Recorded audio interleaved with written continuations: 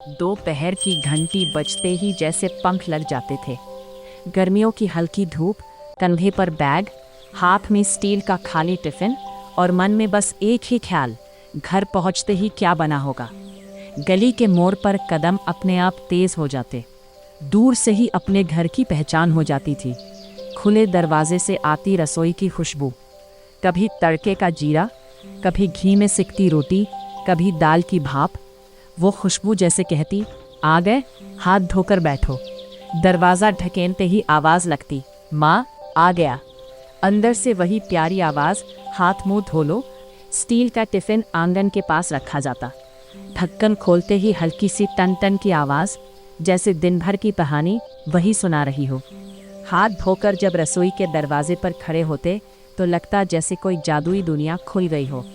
चूल्हे पर फूली रोटियां, कढ़ाई में सब्जी का छनकता तड़का और खिड़की से आती हल्की हवा।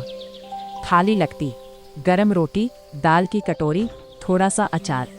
पहला कौर मुंह में जाते ही दिन भर की थकान गायब। माँ पूछती, आज स्कूल में क्या हुआ, और फिर शुरू हो जाती छोटी छोटी बातों की लंबी कहानी। टीचर की डांट, दोस्त की शरारत, खेल के मैदान की जीत हार।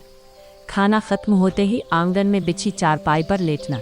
ऊपर पेड़ के पत्तों से आती ठंडी ठंडी हवा, बाहर से आती बच्चों की हंसी और मन में अजीब सा सुकून। आंखें बंद करते ही लगता दुनिया यहीं तक है और यही सब कुछ पूरा है। शाम को वही स्टील का टिफ़िन फिर से चमकाया जाता, अगले दिन के लिए तैयार। माँ उसे कपड़ों से पोंछकर रख देती, जैसे कोई छोटा सा वादा। कल फिर वही खुशबू, वही इंतज़ार, वही अपनापन। वक्त बदला, दिन तेज हुए, बर्तन बदल गए, पर यादों में आज भी वही दोपहर ठहरी हुई है। स्कूल से लौटते ही घर की रसोई की खुशबू और स्टील के टिफ़िन की टन टन।